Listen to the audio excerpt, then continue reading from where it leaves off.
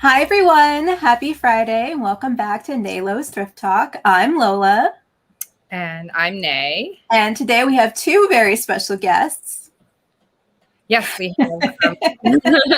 So we have Craig Dawson and Rick Belanger of 2DogsDigs. And Craig and Rick, do you want to say a quick hello? Hello. And actually, you did the exact thing that Americans do. It's Belanger. Belanger. And you know what? I speak I'm French not, second language. I should have known. I'm not precious about it. I grew up with people pronouncing my last name as Belanger. Oh, okay. Which is fine. It's just call me Rick. Belanger. I've been called lots of things. By me. Hello, everyone. Well, we've already had our first American versus Canadian slight culture clash. So I'm curious to see how many more will happen over the course of this episode. Slight culture. Oh, and I can hear. I just muted. Okay, great. So you are in the chat then. So you might be responding to people in the chat. Awesome. Maybe. I think I might let Craig because he is a better thumb typist than I am. It is a skill. So today we will be talking a little bit about Pride Month, a little bit about your experience as resellers, and see what else do we have on the agenda. Yeah, a little bit about a Canadian reseller in Canada versus the US. And we have a whole assortment of exciting scores to show you that Craig and Rick have given me. So we have a lot of fun. So, and as usual, we're going to be doing our regular segments. Oh, happy Pride Month, everyone. And our first segment is what thrifted items are Nay, Lola, Craig, and Rick wearing? So as guests of honor. Yes. Craig, you want to go first? Well, as a 3X to 4X size guy, I don't actually get to find a lot of really good things in the thrift store. I actually have found some really cool winter jackets and coats and bomber jackets, but I didn't want to wear one of them because it's too damn hot. So I will show you something that I found doing what we call retail arbitrage. Because we're dogs, we don't call it arbitrage, we call it arbitrage. And this is my Pride shoes that I bought at Burlington Coat Factory. Wow. Shiny shoes. Oh, those are amazing. I picked these up for $29. And there were a bunch of pairs there. And I thought, these are so cool. Rick is going to kill me for buying these. I bought them. I brought them home. We actually went down to eBay Open with them. And at eBay Open, I had people saying, I would buy those. Do you have more of those? How much would you pay? $100. I was like, okay. We landed back in Buffalo, and I went straight to the same Burlington Coat Factory. None left. No. So I could have possibly paid for my whole trip to Vegas with those extremely rainbow Pride shoes, but I missed out. So I just kept them for me.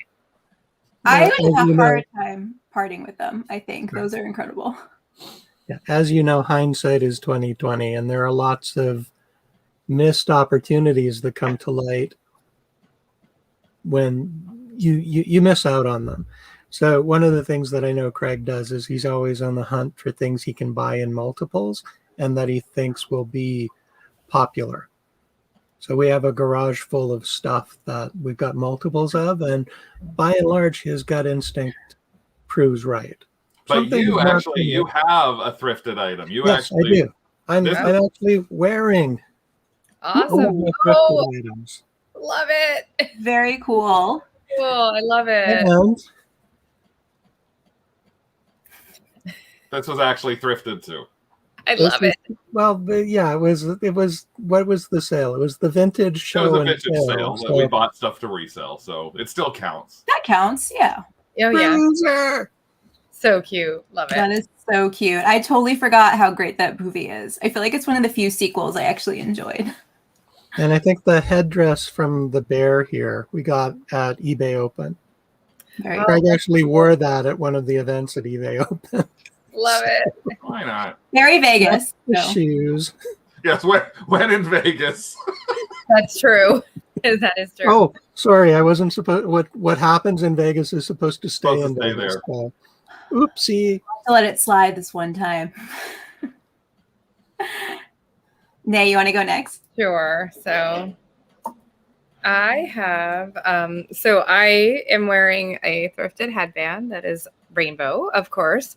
And I wore these for our Keith Haring episode, but I have these awesome Keith Haring pop art earrings that are huge. And they are, I consider them applicable for Pride Month because not only are they very colorful, but Keith Haring, as we talked about, was a member of the LGBTQ community. He was gay, and he was an advocate for LGBTQ rights at the time, back in the 80s.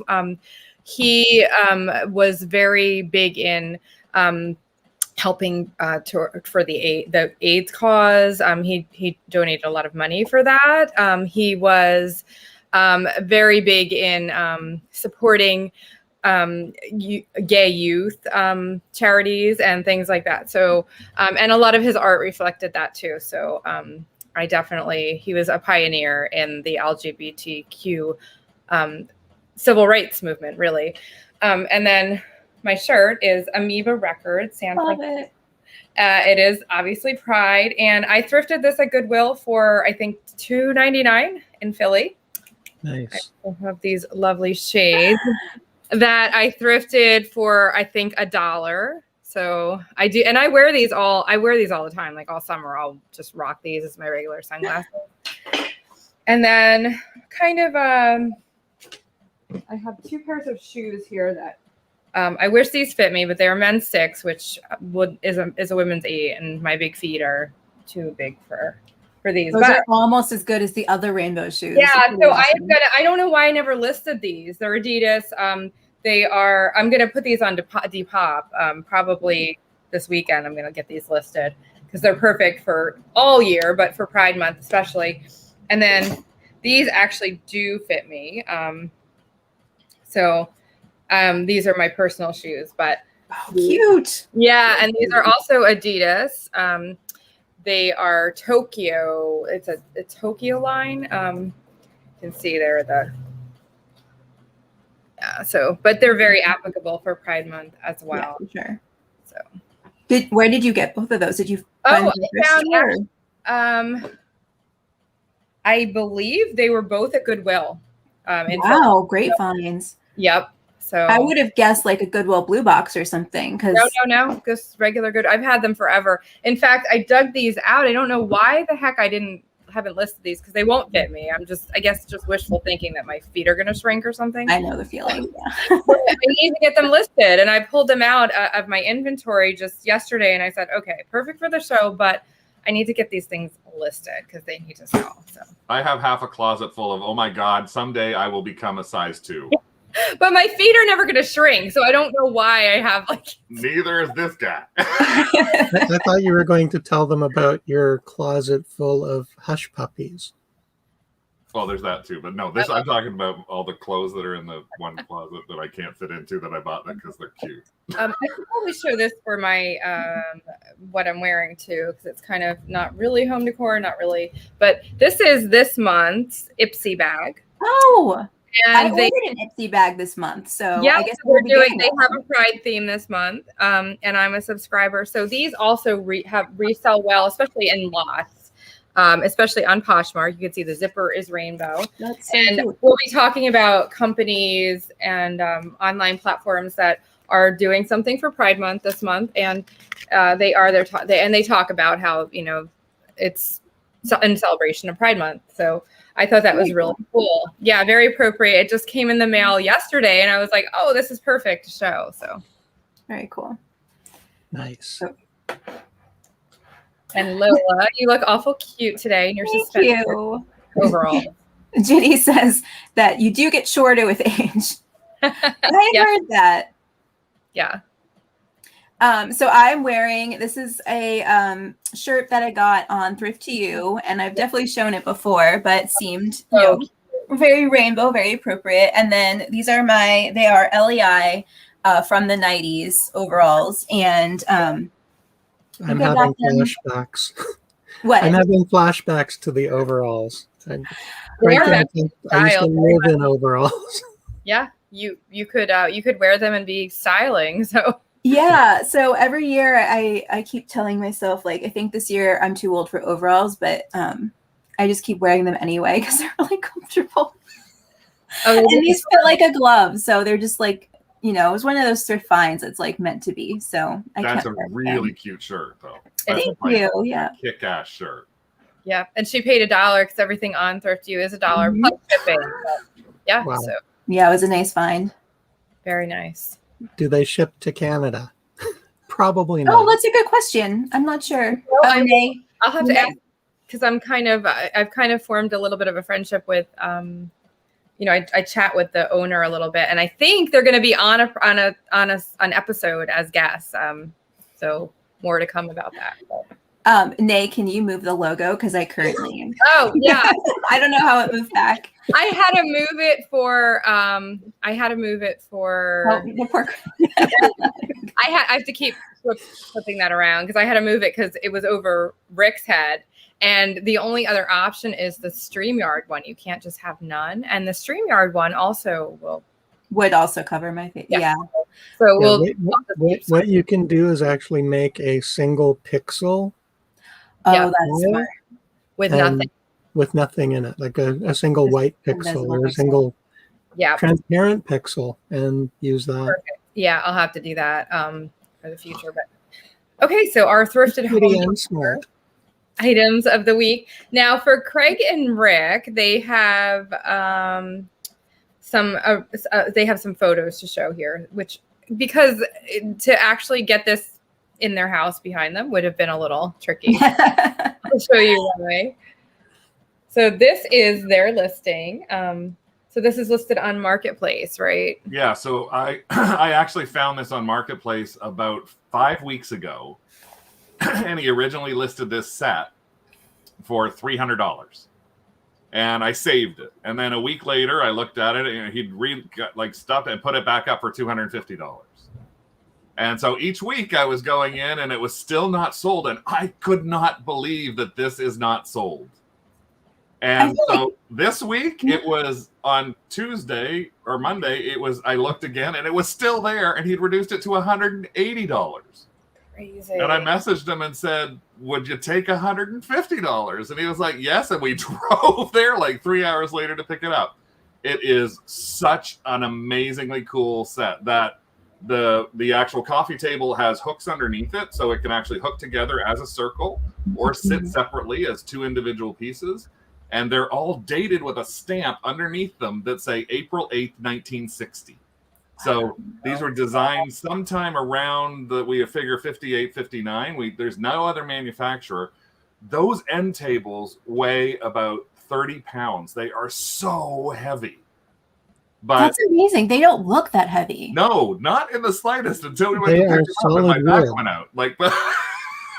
Wow. They are solid wood. And they look amazing. We replaced some other 1970s style coffee or end tables in our living room. And because the tops have this like blonde veneer, it actually has brightened our entire living room up because our lamps on top of it are like reflecting down onto light. So it's actually really lighting up the room. So this is our thrifted thing that's not that we bought from Marketplace. That you're not. Okay, so you are not selling this. Oh no, we're selling the stuff that we just pulled up and moved out on.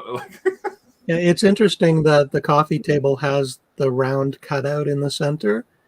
And my thought is that if we do ever have it in the center of the room, that we can somehow put one of our lamps in the middle, like a floor lamp in the middle. Yeah, that's.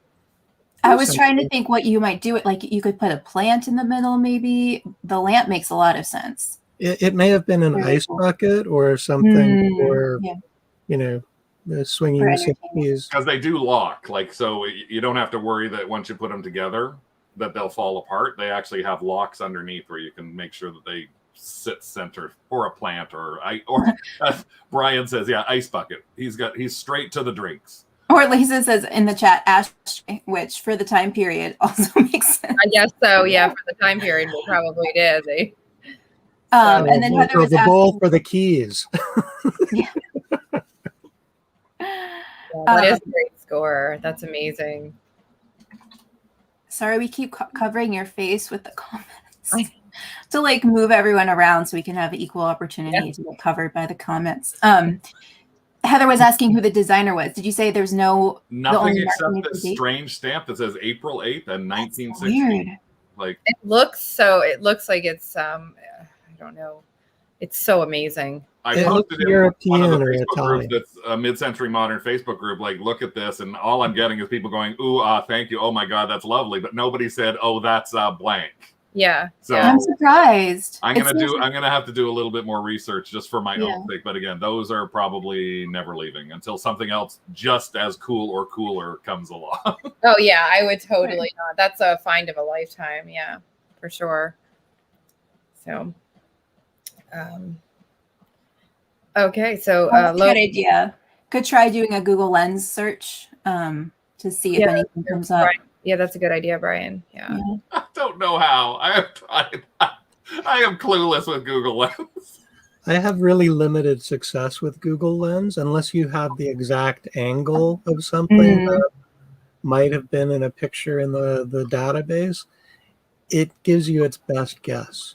Yeah, I had better luck with clothing, but I think that makes sense because it's easier to take a photo that's closer to the original, like, item photo. Yeah. Yes, for sure. So, Lola, what do you have for your item? So, oops. I think last week I mentioned how my guest room has sort of gotten out of control because we haven't been having any guests lately, and it's just completely full of all my inventory. So I've been trying to organize it and kind of get it back into shape. So when people want to come visit, they can come visit. And I don't think I've ever shared this, which is something that we got a while ago for the guest room, and it's still a little dusty because it hasn't been used. But it's just a vintage luggage rack. One of these straps is broken, and I'm guessing the others are probably weak just because they're old. So I might make that a project to find the right or a good replacement for the ribbon and replace it. But oh yeah, you could definitely fix that. Yeah, very cool. Also mid-century, I'm guessing, and just a nice detail to have available for when guests come to visit. I like it. I love that idea. That's a great idea. Yeah. And I don't remember where I got it, but I think it was like a yard sale or an estate sale somewhere in Philly. Cool.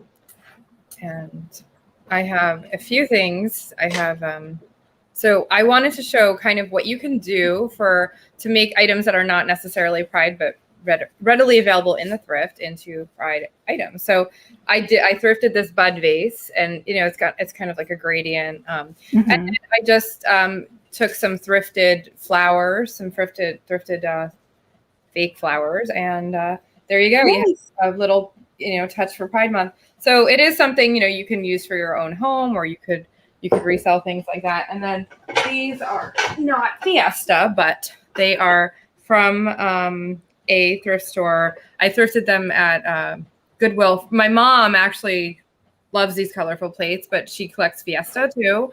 But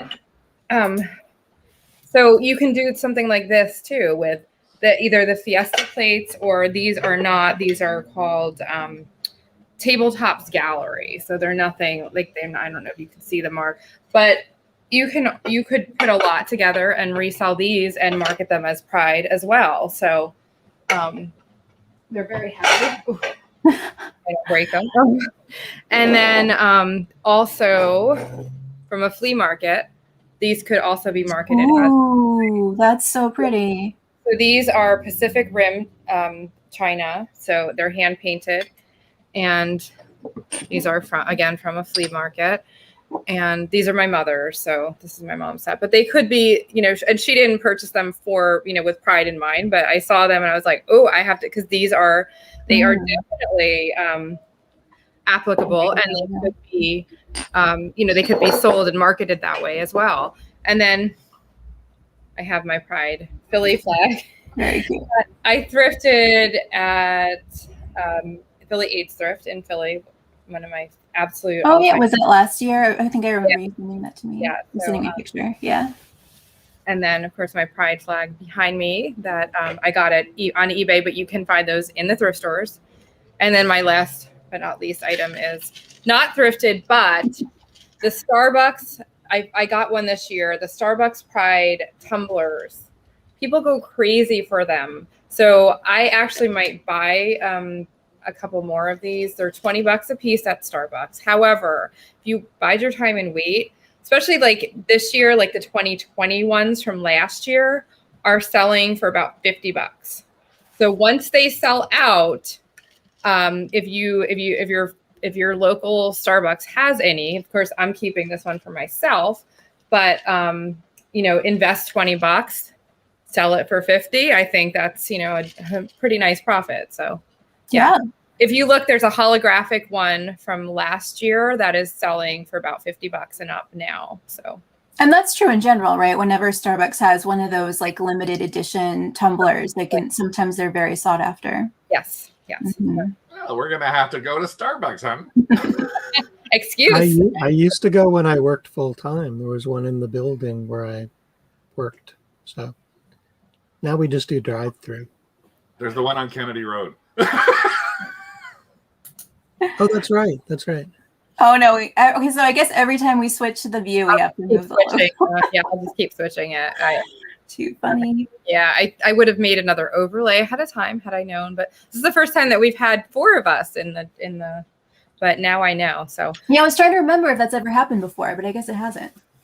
No, it has not. So now we know. So this is our new-ish segment. Holy crap, this sold. And so I have 2 entries this week. And the first one is very bizarre, kind of sad too. So this person is selling, apparently, and I read about it, there is something called a zombie fungus that invades ants and other insects, and it grows. The mushrooms will actually feed off of them and then grow outside of their bodies like that. So this person is selling taxidermy zombie fungus specimens, and they're selling them for $28 a piece, apparently. So yeah, very kind of gruesome, but interesting that the things that sell are pretty crazy. And then this listing is from Craig and Rick, and it isn't sold yet, but I have no doubt that it will sell. And they just put this up. Do you guys want to tell us about this? Because this was $298 at well, you can't unsee it. Yes. Yeah, you can't unsee it. It was $298 at a Amvet's thrift store. These are giant 30-inch by 30-inch high gloss photography. And I just saw this giant tube, and I didn't know what was in it. And then I unrolled them in the store. I went, "Oh my god, we have to buy these. These are $3." And they just sort of moved around. And so when we closed down the warehouse last week, we found the tube again, and I said, "We've taken pictures of these now, and I'm putting them up." And so I've actually got them listed as a 10-day auction, started last night. I have 1 watcher and 32 views as of like 10 o'clock last night. I put them in both the regular photography art section, but also eBay has a section called really weird stuff. Yes. So it is in the the weird stuff. They have slightly unusual and totally bizarre. So I've listed them under totally bizarre as well. And this weekend, I'm going to Instagram them and Pinterest and things like that. Oh, Lisa's my watcher. Okay. Yes, kind of one of those things you can't unsee. Craig was talking about this on his YouTube show this past week, and I was like, "Oh my gosh, you have to send me the link when she lists those, because that's just perfect for that segment." But yeah, I can remember when we actually bought them at the Anveps. The girl behind the counter was so upset that she hadn't found them before we brought them up to buy them. That is too funny. I just thought I have no idea what they'd be worth, so I just thought I'll ask some outrageous amount and see if somebody thinks that they're art like us. I even gave it a name: navel gazing, a belly button.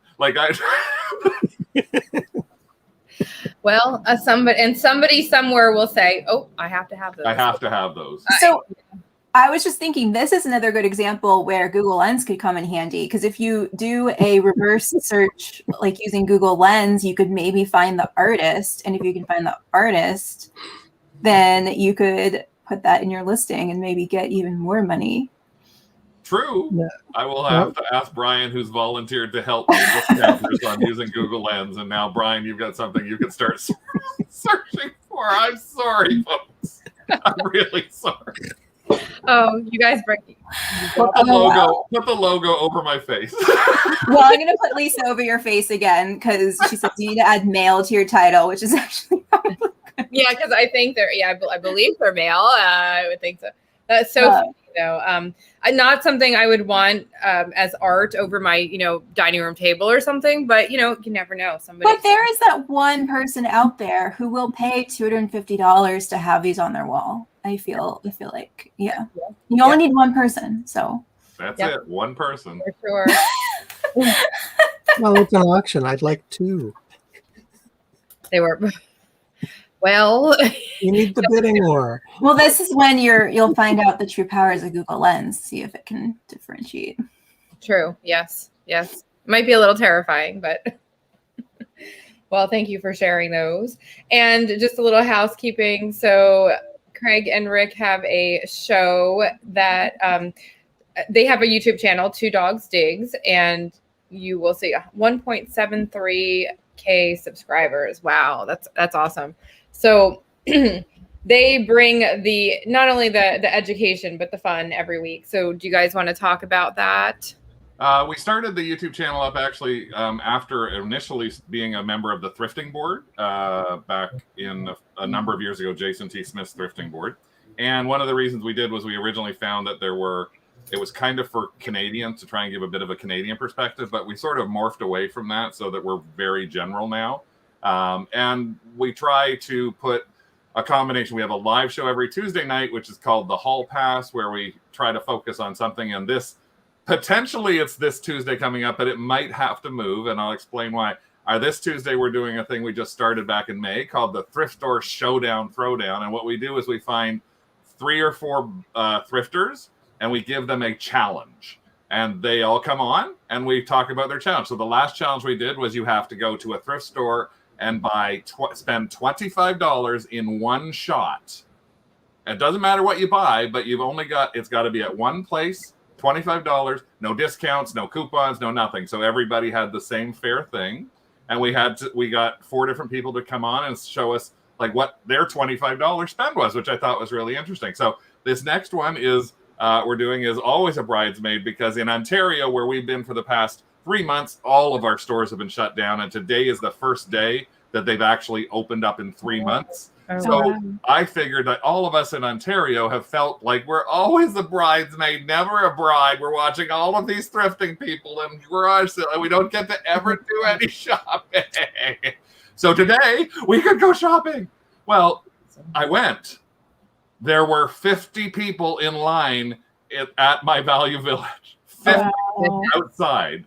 Carl, who is in here, Carl, the lazy reseller from Ottawa, who's part of this challenge, he said he went and the lineup was an hour. So it's like, we might have to move it a week because there are so many people who have been waiting and waiting and waiting. And right now, the stores have a 15% capacity limit legally. So they're only allowed in some of the stores to have maybe 12 or 15 people inside if they normally can have 100. If they normally could have 200 people inside, they can only have 30. Yep. So it's a very you've got people at the front door. One comes out, one goes in. Yeah, we did that for a long time here. In fact, it just started easing up recently, but a lot of stores were like that, where you'd just have to stand in line and wait to get in. And so we have this. We also do tips and tricks. We got a tip coming up in the next day. We do pop culture for resellers, so highlighting how pop culture items may come up and how as a reseller you might be able to benefit by finding things that are along the lines of that. So for example, when Shadow and Bone was launching on Netflix, we did a video about Shadow and Bone and what you could look for that could be buzzy. And in fact, Shadow and Bone just got renewed for season number 2. So anybody who can find a Shadow and Bone original trilogy of the books or the Grisha books, you can make big money on that sort of thing. So that's what we like to try and do, and always keep a bit of fun in there. Oh yeah, you guys always bring the fun. So subscribe to their YouTube channel. And then next week we are going to be, so I have at my parents' house, I have actual tubs of Y2K and some late 90s jeans and pants that I packed away probably back in like 2004. And they have been in the crawl space in my old room. And I'm just starting to pull stuff out. And I said, oh my goodness, I bet there's some good jeans and pants. I don't even remember what's in there that I can sell now. A lot of them, I was probably like a size 2 back then. So a lot of them are going to be tiny sizes. So, but I want to see what's in there. I'm really curious. And so that's a quick snapshot of the actual bin, one of the bins I have. So we're going to be going through those next week. And then Lola will also have a few items to show. So that's next Friday, the 18th, 2 p.m. Eastern, 11 a.m. Pacific. And I should say that we're trying so hard to get to our 1K subscribers. So please subscribe to our YouTube channel. We're so close. We're inching along to get there. And we'd love to get there and maybe do a 1K subscriber celebration show or something. So thanks for helping us with that. And without further ado, we will get to our main segment. So we have some questions for Craig and Rick, and then they're going to show us some of their amazing scores. So I could put us on, let's see. Yeah, I might need to change. There we go. Hey, now we can all see each other. Okay. So, Nay, do you want to start off asking some questions? Sure. So, that doesn't work. We'll just keep it at the, I guess we're going to keep it at that one. So Rick has the logo there, but It's okay. All right. No Can you wire hangers. move them to the top, Lola? Is that possible? Yeah. Okay. So first of all, I wanted to know, and you've told us a little bit about yourselves, but can you tell us a little bit about how you got started with thrifting and reselling, and this is what Lola likes to call your thrifting origin story. So. Oh, I was resistant from the start. I'll let Craig talk now. I was always a collector. I collected a lot of toys when I was a kid. I actually started collecting. I couldn't have Barbie dolls. So my dad, I had every kind of male doll that was possibly out there. Back in the 60s, there was a set called Johnny West. And Johnny West was this cowboy. And I was allowed the cowboy and the Indian. And I had his ranch. I had Johnny's sons, but I was not allowed his wife, which was kind of weird because no female dolls whatsoever in the house. I had G.I. Joe and all of his G.I. Joe friends, but I couldn't have the G.I. Joe nurse. And so when I was a teenager, I used to go to my faux cousin's place and I'd bring my G.I. Joes. And literally when I got there, I'd open my suitcase. She would grab my G.I. Joes and she would run to the backyard and start playing in the mud. And I would run downstairs and start dressing her Barbies and her PJs in a fashion show. So yeah, guess who knew when they were young? And when I got older, I actually, after I met Rick, I actually found a publication back in the 80s that was called Toy Shop. And Toy Shop was a printed magazine for those youngins who are watching, who don't know about such a thing. It was a piece of paper. It was a magazine that came out every single month that people listed stuff for sale. There was no internet. This is how we found stuff. And I actually saw a doll that I remember playing with when I was like 10, and I bid on it and I won it. And it was like, oh my God, I won a Barbie. Well, then I bought another one and another and another. And what ended up happening was, as like a lot of collectors, you find things that are at a lower level. Like it might have a doll that has like bad hair or has an outfit that's torn, but then you try and upgrade it and upgrade it and upgrade it. Well, I kept doing that. And I did that with Barbie dolls and with TV lunchboxes. I also collect a lot of TV memorabilia. And Charlie's Angels. Those were my three sort of must-haves. One, Charlie's Angels, because I wanted to be Farrah with her hair and I wanted her husband Lee. But everything else with TV, I was just indoctrinated with HR Puffin stuff and Lidsville and all those things. And so every time I'd find a lunchbox, a little rust on it, find another one, change the display. And at one point, after about 4 years, Rick said, when are you going to get rid of all of the crap that you don't have on display anymore? You keep upgrading, but you don't do anything with the other stuff. So I actually said, okay, well, why don't we put our very own ad in Toy Shop? So I called up Toy Shop and I went to book an ad, and our first thing, and these were auctions, and we actually did our first ad as an auction. They would phone you, literally. You put your phone number in, and you'd set a time from 6 p.m. to 10 p.m. at night, and you could phone in. And so we got calls from all over, like the U.S. and Canada, all calling in, going, "What's the at now?" Oh, because there was no internet. It's at $14. I bid 20. We changed it to 20. The next person would call back and go, "Has my 14? Oh no, it's gone up to 20." Okay, and so we had 2 phones going, and we sold all this stuff. And when we went to put the ad, there was somebody who had the same name as me, Craig Dawson, who actually was in trouble because he had sent some crappy stuff out to people. And they said, "Well, Craig Dawson, we have to talk to you." And I said, "Why? You're in a lot of trouble. We can't have an ad for you in our publication." I said, "Well, I don't understand." They said, "Well, look, Craig Dawson's Comics and Robots." I went, "Who?"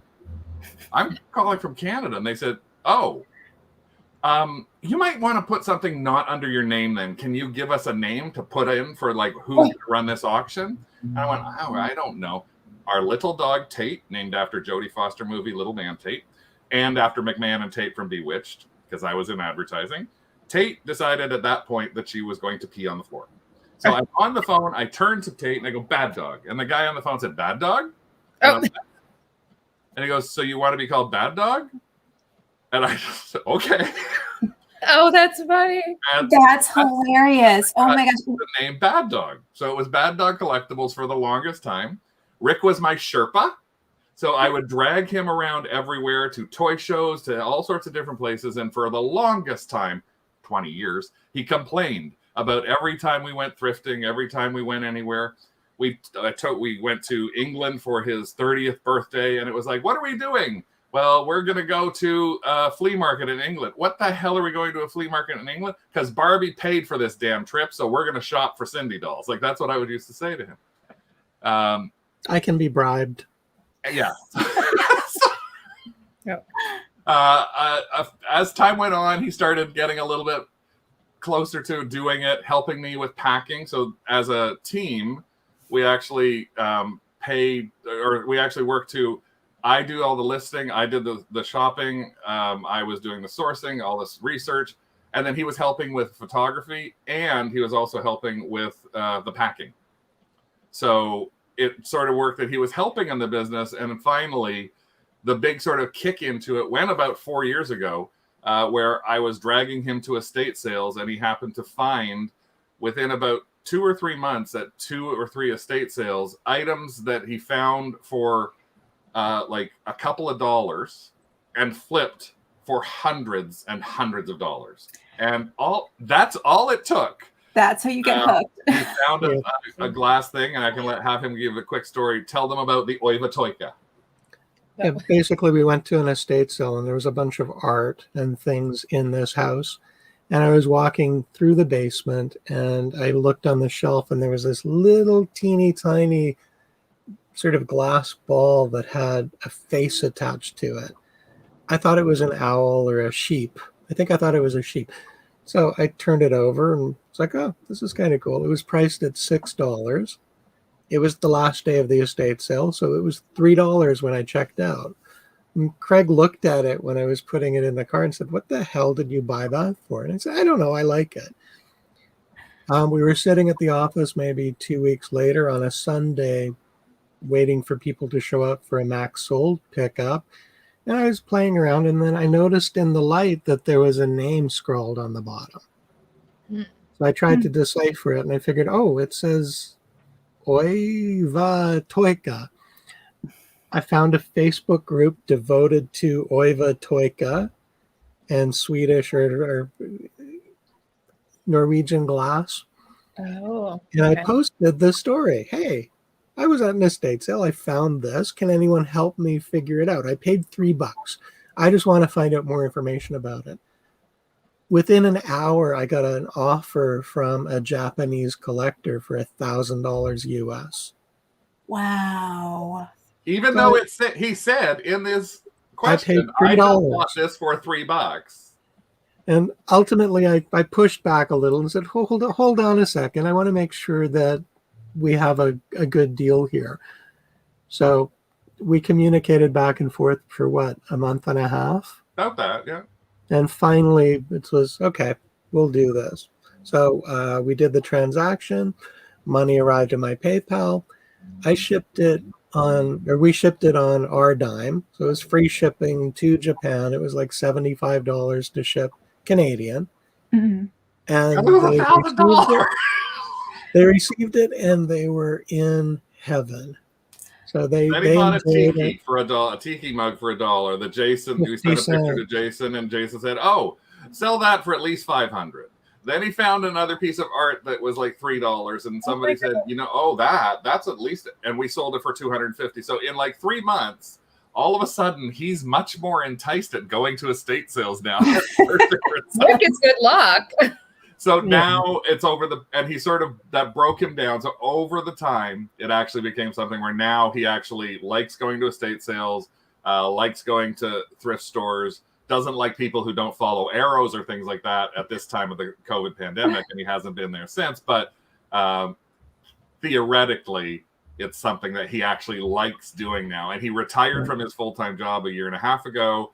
And so he's now concentrating with me on this being our sort of retirement-y income area. Very nice. Trying to get ourselves moving forward a lot faster on it and doing a lot more listing, but we're both too lazy to do it. I'm honest. So, but you're doing a great job. I mean, yeah, and those stories are just incredible. Heather would like to know how you spell the name of this artist or designer. I'll put it in the chat. Okay. Awesome. Thank you. So, just a quick thing.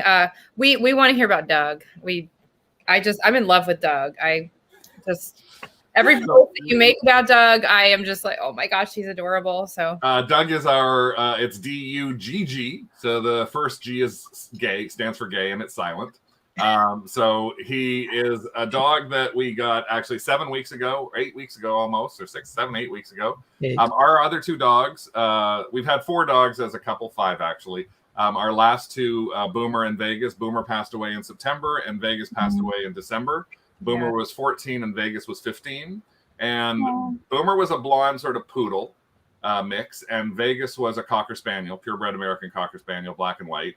And a friend of ours, Gail Anderson, actually volunteers for a dog rescue called Team Rescue in Ontario, and she does fostering. And I was talking to her about we were just messaging. She goes, "Oh, I got a new foster." And I said, "Oh, we've been thinking about a dog, but you can't get them during the pandemic. Everybody wants a dog. You can't find them anywhere." Some of the places we were thinking about for another purebred breeders were saying, "Well, if you'd like to make a deposit for 2023, we'll take that now." And I was like, "It's February of 2021." So I said, "What's the site?" She said, "Oh, it's called Team Rescue." And we flipped onto it, and there was a dog who was just ready to be adopted. And it was Dugg, and he's a blonde Cocker Spaniel. So it looked literally like our 2 dogs from the fall had combined themselves into a dog. Wow. When we saw him, we thought, "Yep, he's ours for sure." He's a heavy bugger. He was actually he's about 10 years old. He has some medical issues. He was turned in January, and he was 55 pounds in January, almost 55 pounds. A Cocker should be in the neighborhood of 27 to 30, so you can tell how overweight he was. He's now down to around 40 pounds, so he's now like both his daddies. We're all on Weight Watchers version 3.0. And he is settled in extremely well. We were going to name him. This sort of tells you. I know this tells you how gay we are. We were going to name him after Hank Azaria's character in The Birdcage. So he was going to be named Agador Spartacus. Oh, that's funny. Because he just really wanted to stand in a park and yell, "Agador Spartacus, come over here." Well, it was either that or Dr. Bombay. That or Dr. Bombay from Bewitched, so that we could say, Dr. Bombay, emergency, come right away," which was what was said on the show. But when we saw him, he just has this face, and I think he's in the hallway now because he was chewing beside me here. He has this face that kind of looks a little like, we call it resting dog face. It's a little mad, but it's also a little stupid. And then he turned around and his butt is square. Like, it's a square butt. And I literally looked at his butt and I went, oh my God, it's Dugg from the movie Up. Oh, that's funny. Okay. Oh. Dugg is a blonde dog that has a talking thing on it. And when he speaks, it is, hello, my name is Dugg and I love you. Yeah, I remember. Like, and he just looked like he had that face. Like, I am going to be your friend forever. Is that a cookie you have in your hand? Like, that's so that voice came out of in my head from him. And I just looked at Rick on our meet and greet and said, no, he ain't Agador Spartacus. He's Dugg. That's so and then cool. Rick added the extra G. Love it. I will go find the big bugger and see if I can bring him up here. And on your show, you actually now every week have a what items did Dugg dig up, which I love. He actually goes and finds some of your inventory and brings you things that you forgot that you had. Well, as you know, we're in the process of we brought all of our inventory from the warehouse into our house. So there are boxes everywhere. And there are boxes at Doug's nose level. And he's gone to every single box. He sniffs There every he box. is. Oh my and God. picks I'm going to put them. you on the bigger screen. Dugg. So Resting Dugg face.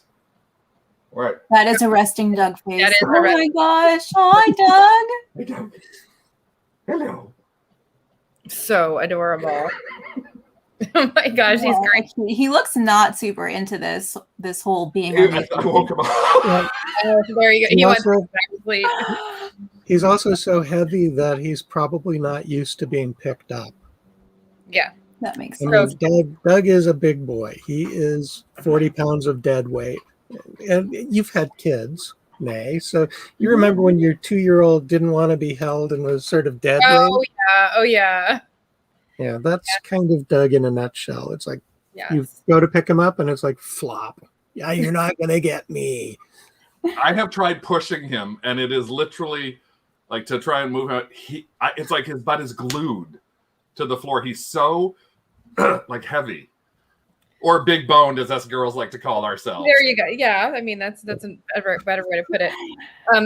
Rick was just saying though, Craig, I love how you have the new segment on your YouTube show, the items that Dugg has. What has Dugg dug up? Yeah. And he brings you some interesting things that you forgot that you had. That and he actually in our house, because of the way we're sort of a bit of a mess right now, he actually has walked over to boxes and literally picked stuff up inside them. He has no fear. My Barbie dolls, I have a donation box for some used like Barbies I don't want to keep. There's no value to them or things like that. And it's his favorite thing to come into the one room and pick up one of the dolls and walk out with it.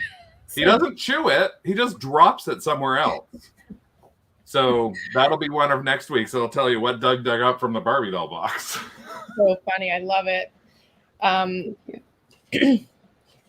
What do you have a certain niche or anything that you gravitate towards? What would you consider? Do you consider yourselves having a niche?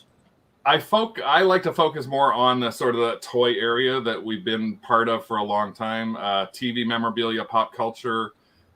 We have, because of going to estate sales, we've gravitated to buying a lot of stuff that we don't list. And there's some people in the chat who'll recognize us for doing that.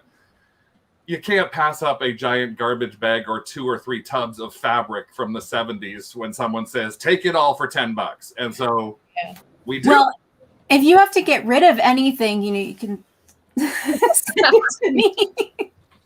So I will have that.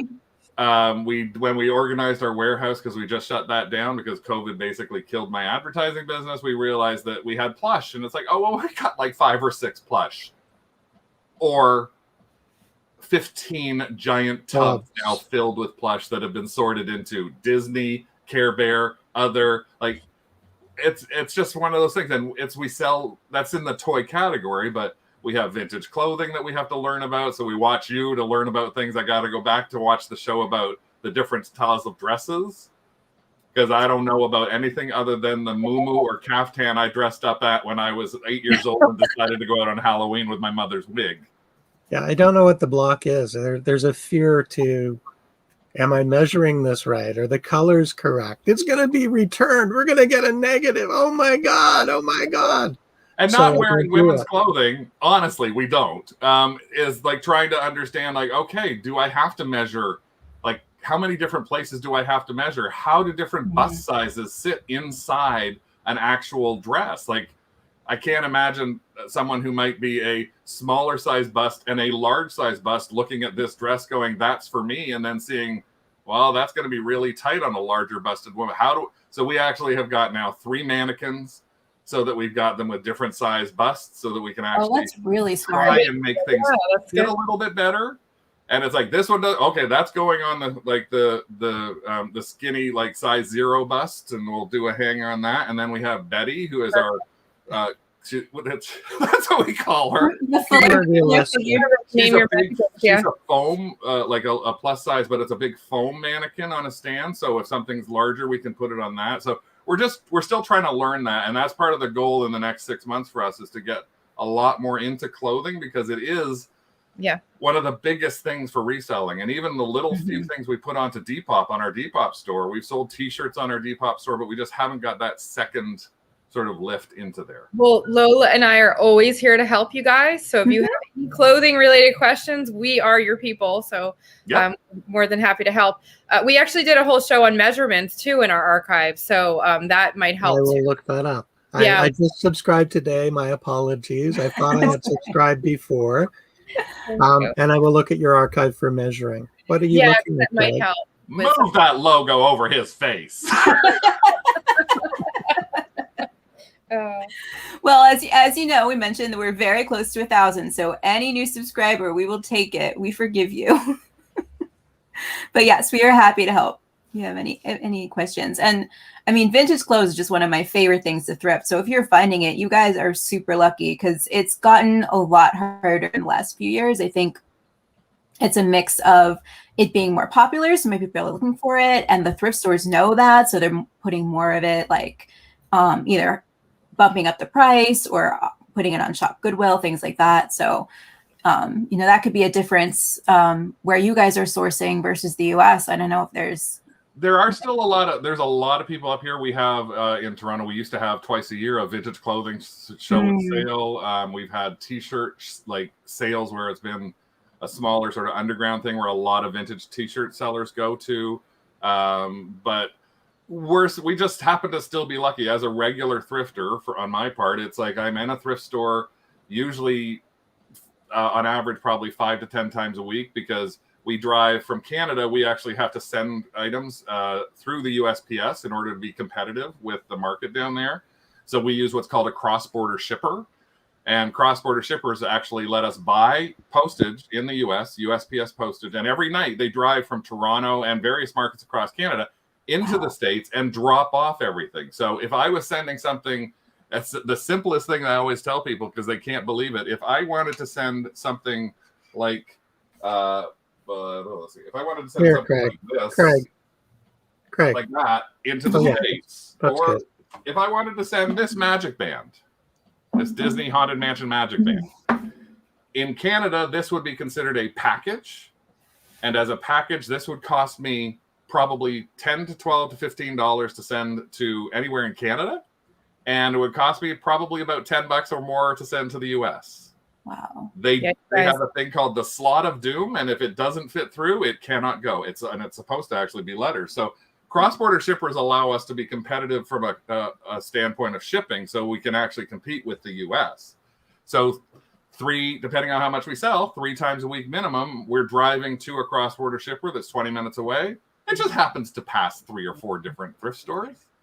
And I happen to run into most of those thrift stores. So my little 15-minute drive there to drop stuff off usually turns into 2 or 3 hours. But that also helps justify the extra work of going to the shipper, right? Because then you're also sourcing your next items while you're dropping off what you sold. So at least that's what I would think of it.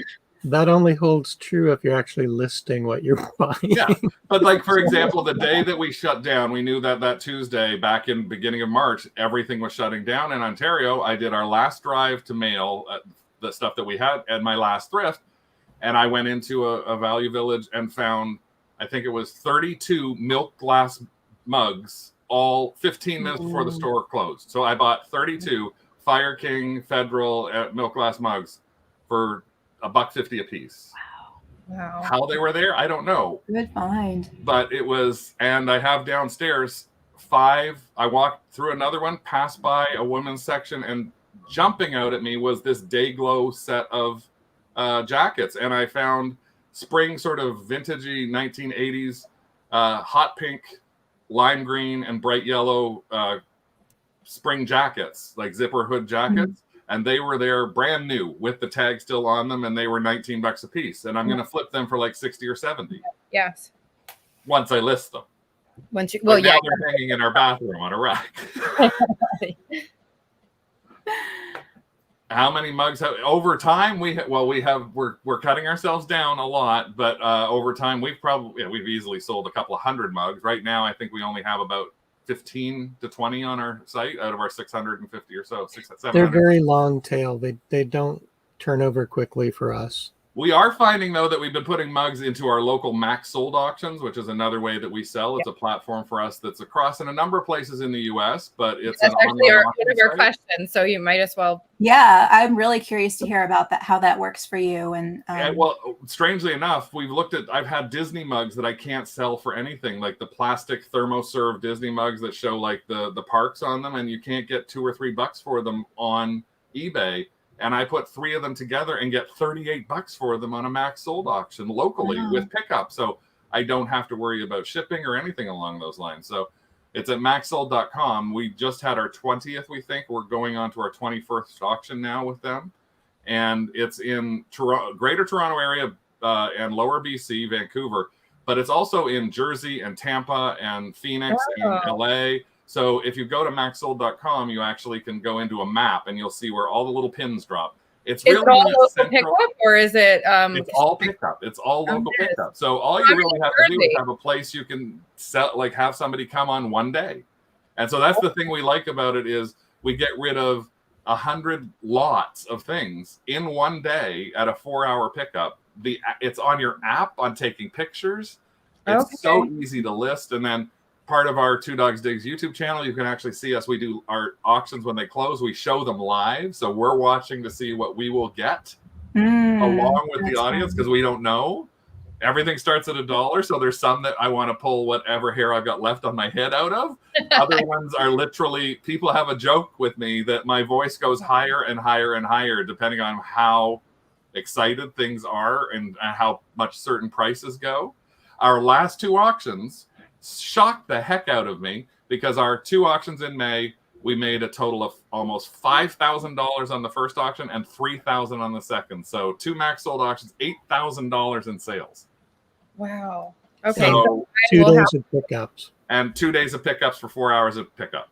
No packing. And we could get, and so our tables that we just bought, the old coffee tables are going to go in the next Max Sold. So we'll try it on Facebook Marketplace locally and see if we can, but we don't want to ship that. We're not Peggy. We are not Peggy. We don't have a Big Daddy who can wrap skis for us and things like that.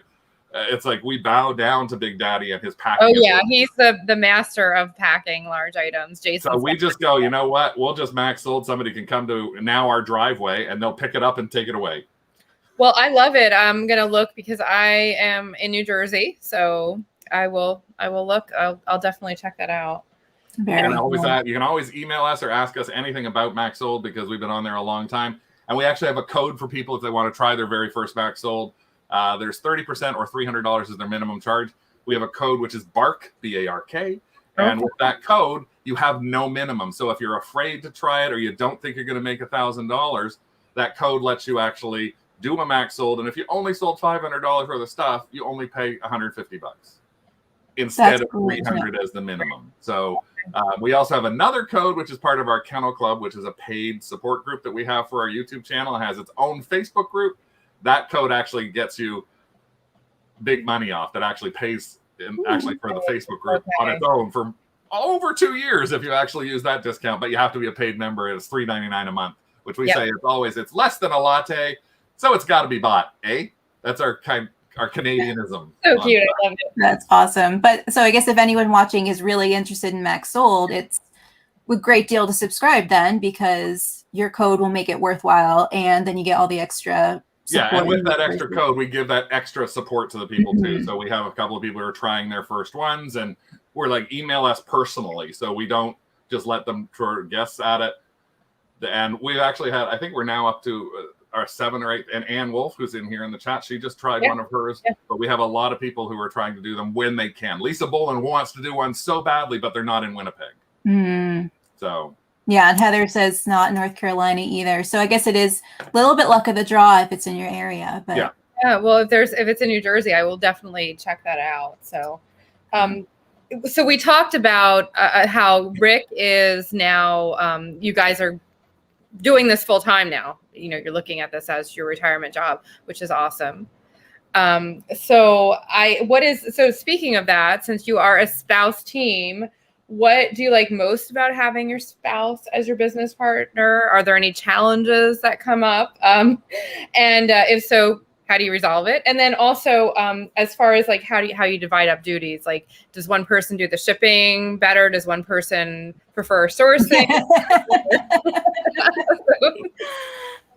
Well, Craig actually does a majority of the sourcing. Typically, I will do the photography. I will put things into inventory after they've been photographed, and I do the packing and shipping. Or I'll get the shipments ready so that Craig can take them on his way to do a run to thrift stores. Before COVID, I was going to thrift stores with him. We had lots of segments we were filming for our YouTube channel in the store, and it's a lot easier to have a cameraman and crew, so you don't have to fiddle with one hand trying to figure out how to commit something to film.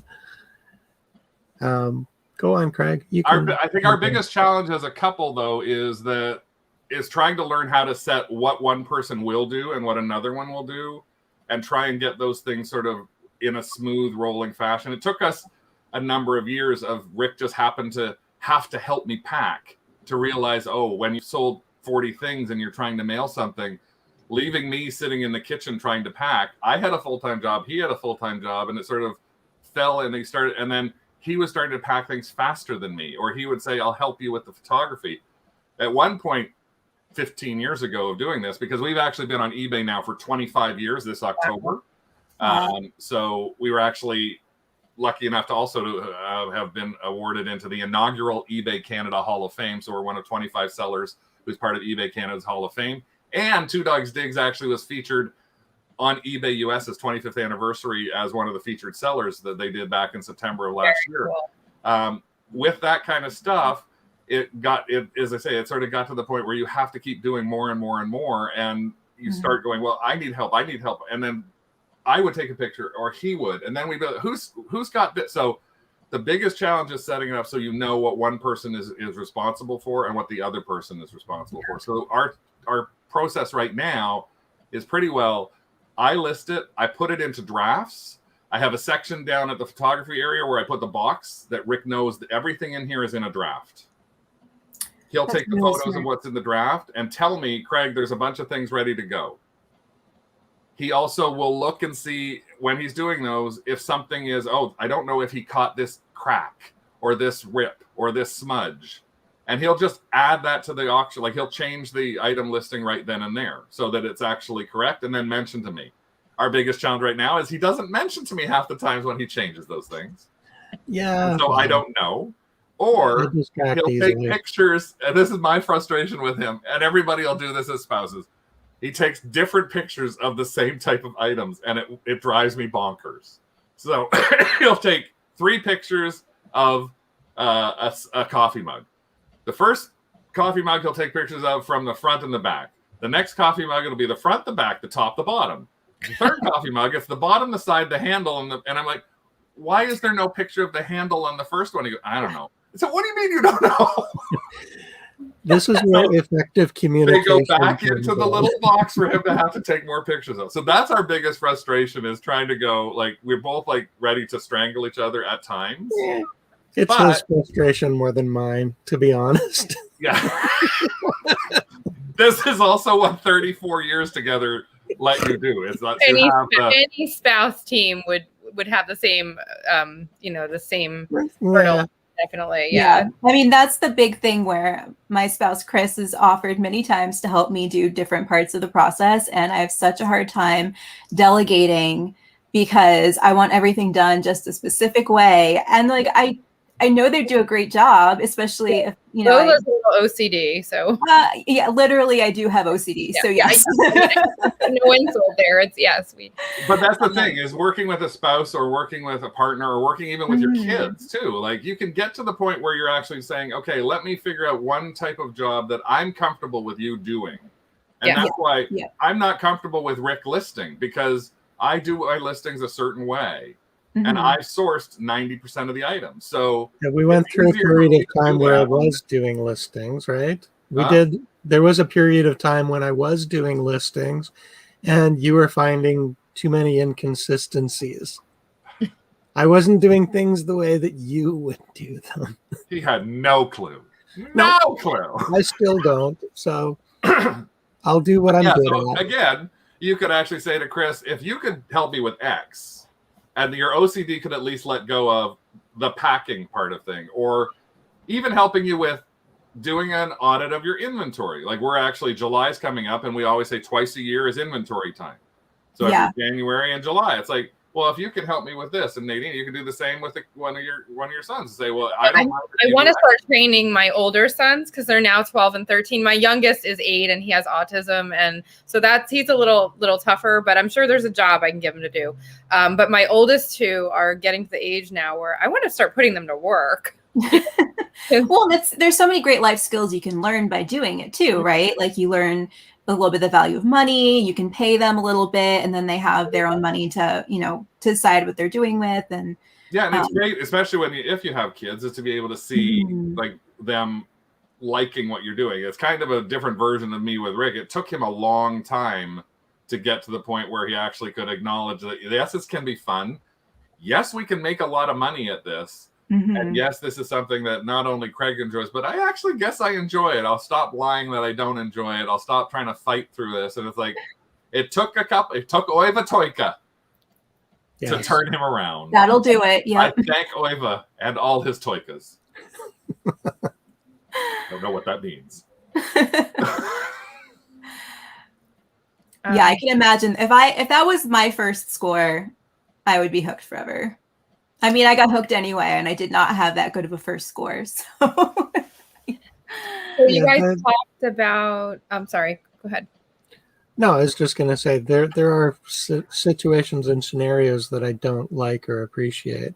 And Craig already mentioned going into thrift stores during COVID and having people invade your personal space or not respect the arrows on the floor. This is a one-way aisle. And how do you deal with that? Do you get angry and gruff, or do you back away and let them do their thing? Yep. I've tried several different options, and for me, the best thing that works is not going and putting myself in that environment. And right now, that's probably the best. Jess had a really good point. It's like some people's partners' driver is the best thing for them to do, and it's like that's great. It's like, and one of the things we used to do is I used to say we used to go to Brimfield all the time before Rick got really into it, and that's where he was just my Sherpa. So I would make him get up at 6:30 in the morning. We would go to one of the fields at Brimfield. I would pack up all this stuff, and then I'd literally go, okay, Sherpa, take it back to the car, and I'll be down this other aisle. And that's all he did for me at Brimfield. But I had to take him to 2 casinos over the course of that trip down to Brimfield, Massachusetts. Fund my casino. Like he had a night in Foxwoods, and he had a budget of like he got $300 at either place that he could do whatever the heck he wanted with. But that was part of his job to be like I had to do the trade-off for him. So he didn't get mad. And in the middle of the days, we really miss Brimfield. In the middle of like the day, he'll say, I'm going back to the car for 2 hours to sit in the air conditioning. And I'm like, okay, we got phones. You can find me and I'll tell you what field I'm in and where, and then you'll come back out. Or if I find a lot of stuff that I think is neat, I'll call you. You pick up the phone, you come meet me. It's amazing how specific he can be in giving directions when he's in the middle of a field in Brimfield where there are 2,000 vendors set up.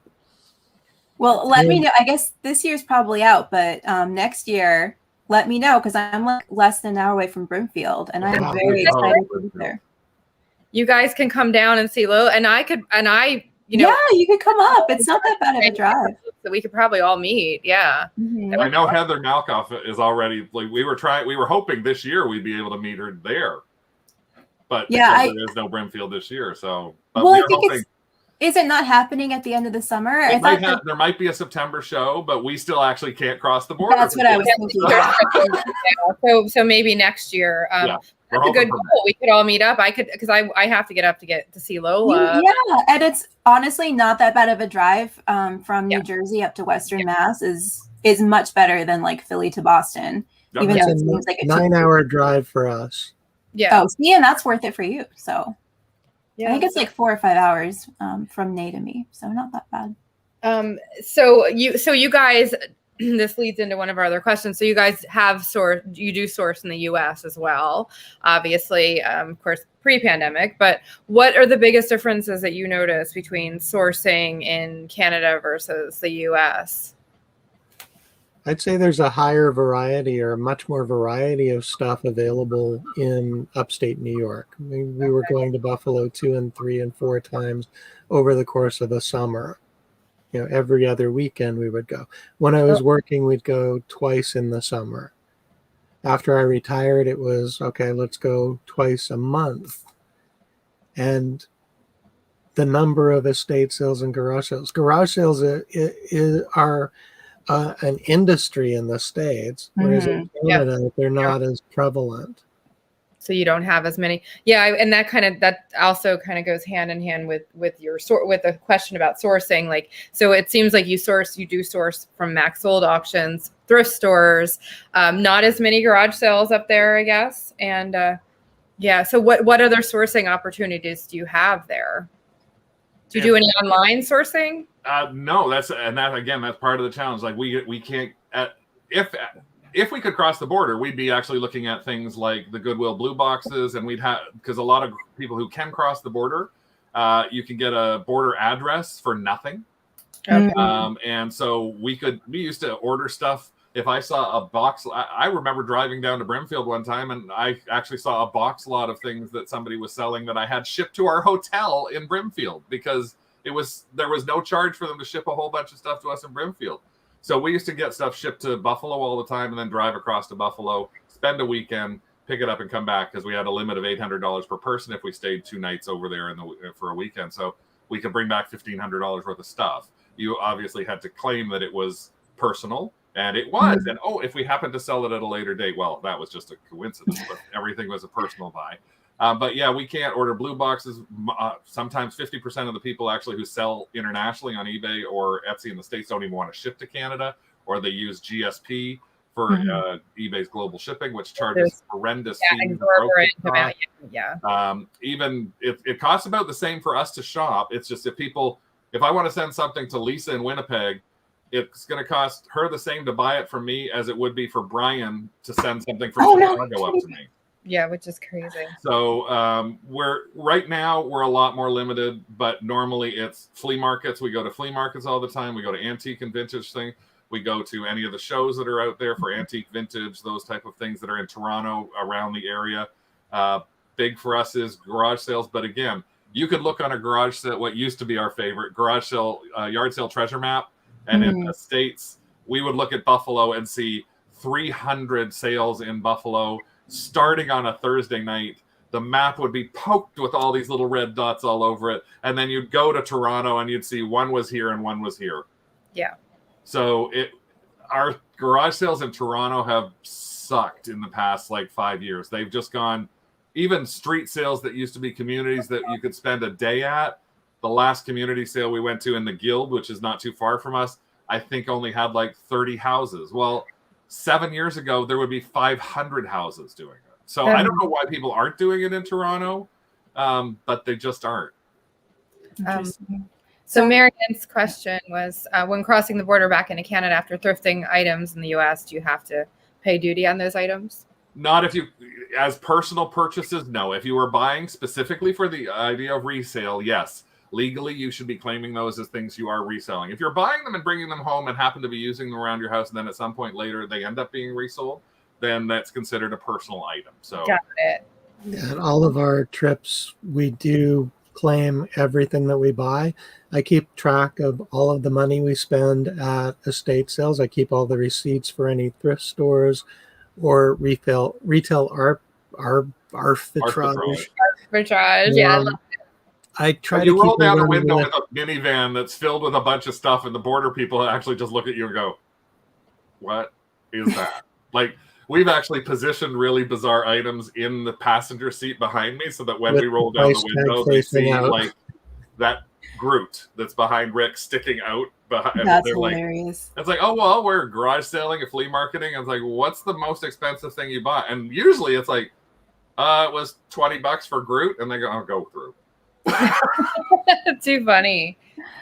We were admonished once for not going through the commercial lane because Craig mentioned that we were bringing something across the border for a friend. Wow. So, wow, yeah, that's okay. So since we're talking about Pride Month, I just wanted to know: have you sourced or sold any Pride items? And then, what does Pride Month mean to you? And how do you celebrate Pride Month? And then, does being members of the LGBT community impact your business in any way? We've only sold a few Pride items, and it's been whatever we happen to found in sourcing. So when there was a music store up here called HMV, and when it closed, it had earplugs that were Pride earplugs, like earphones. And I bought like 7 pairs of the earphones, and we just happened to sell them. We don't focus on anything for the LGBTQIA2+ community at all. In terms of what we have, we may use keywords if it is a keyword for it, but it's not something that we aren't looking for. I mean, I've got some clothing that I think I'm probably going to end up trying to figure out if I should put the word drag in the title, because they are like B. Arthur Golden Girls giant. Oh, yeah, I love it. Yeah. I've got stuff that any proper drag queen would kill for, that has like feather boas in it and stuff like it, built into these things that like Mrs. Howell was wearing on Gilligan's Island. He's probably going to grab one right now. But these are all things that I might look at that have some link to the LGBT community, but we don't really focus on that. Right. We try to basically consider ourselves as, I mean, I don't mean to say it, but to say, well, we're pretty well as normal as you possibly can get. So it's not anything we do or are. It's like, well, it just happens. That's why one of our Lovey Howell dresses. Love it. That's oh my so god. great. And I can see where that keyword would be applicable. Yeah. I can just see a drag queen in that, completely. like, Yeah. singing something On stage, from Doris Day. Yeah. Hey, Sarah, wearing that, and it doesn't fit me, or else I would do it. that reminds me of Gene Hackman from the Birdcage. Yeah, or Gene His Hackman, blonde in the Birdcage, wig. which we love, the Birdcage. Doobie, But no, we don't doobie. really pay much attention to that. And being the biggest sort of advocates we are for the LGBTQ2IS+ society is that we were one of the first couples actually in Canada or in Ontario to get married when it became legal. We'd already been together 13 years. And in 2000 and I can't even remember, it's 2003. You remembered. Made it legal to get married. And so Rick sent me a message via email that said, we can get married now. And I sent him an email back saying, why, you wanna?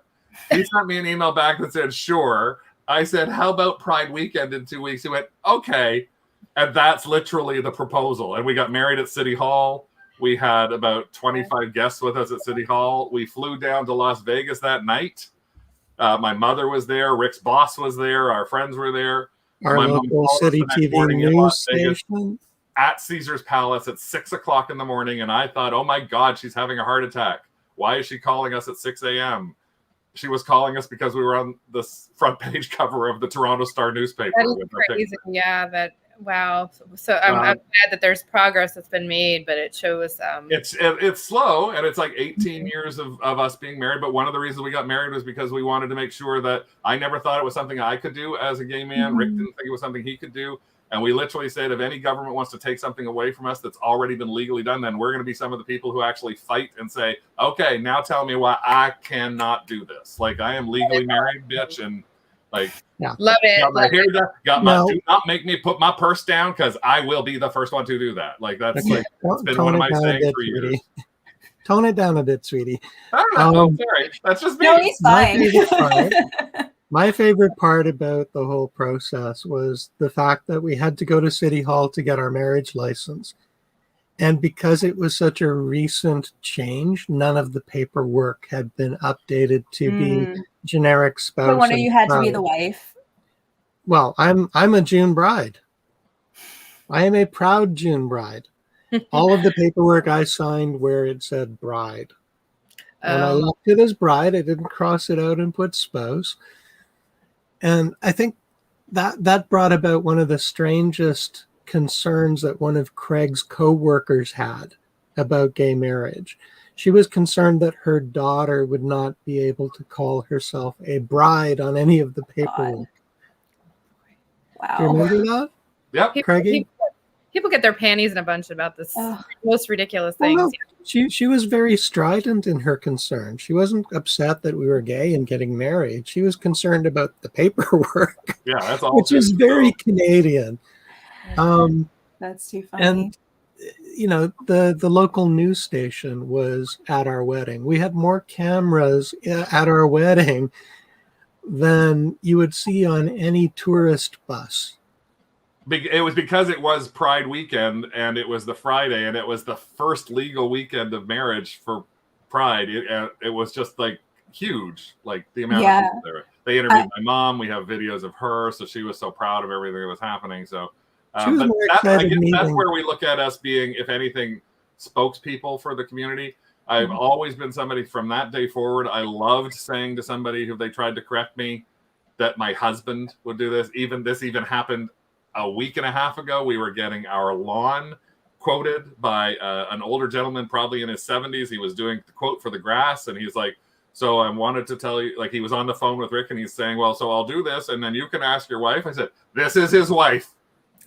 Love and it. He just went, oh, okay, I don't care. Then you can ask him. Like, and that alone in 20 years or 35 years since we first got together is tremendous amounts of progress that show that what has been progress that's been eased along. And it's always one of those things. I smack down someone. I don't care who they are. If I hear someone say that's so gay as some kind of derogatory statement about a thing, an outfit, you name it, I will step right up in front of that person and explain to them why that is not the right thing to say. Yep, I will too, and I'm an ally. I'm obviously not a member of the community, but and I do the same thing. And Lola, one of my best friends in the world, is a part of the community, and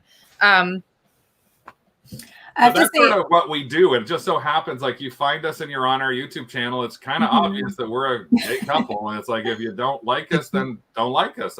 It's also not the focus of everything that we do. It's, you know, we're people who happen to be gay.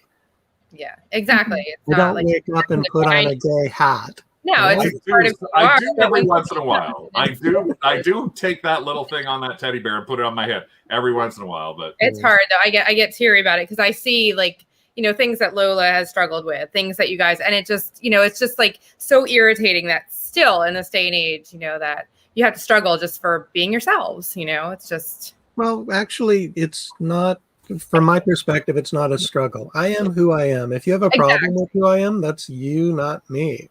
Yeah. What do I care what you think of me? That's a good way to think. But it's just aggravating that people still have to, in this day, you know, they still have to put their views and spin it to, you know, who you are. It's not. I don't necessarily agree with a lot of other people's views on religion or politics or any of that sort of stuff. Exactly. But it doesn't let me necessarily say, well, because I don't necessarily agree with you on politics doesn't mean you can't be a friend, you can't be an ally, or I can't have discussions with you. I can't talk normally to you about a lot of stuff. But again, in the reselling world, it's kind of like the Barbie world. The really bizarre thing was back in the 90s, we would go to Barbie conventions, and half the Barbie conventions were gay men. And the other half of the Barbie conventions were these staunch conservative women. And it was such a weird thing to see. What a weird dichotomy. Yeah. I feel like the knitting world's a lot like that too. Like, there's a lot of very conservative women who are like more middle-aged or generally a little bit older. And then there's a lot of younger queer women. And that's it. There's like two groups and some people in between, but it always seems like So funny. there's like two camps that are always butting up against each other, and it's just this weird phenomenon that seems to happen in several hobbies. Oh yeah, well, in the one of the years we were at a Barbie convention, there was a guy there, Steve and I were dancing, and they had a dance contest, and everybody said Steve and I won, and a bunch of the women who were straight actually got up and complained about how dare they give us the first place prize for dancing together. And I was standing there going, I'm surrounded by a whole bunch of gay men. And we're all kind of looking at each other going, do they not see?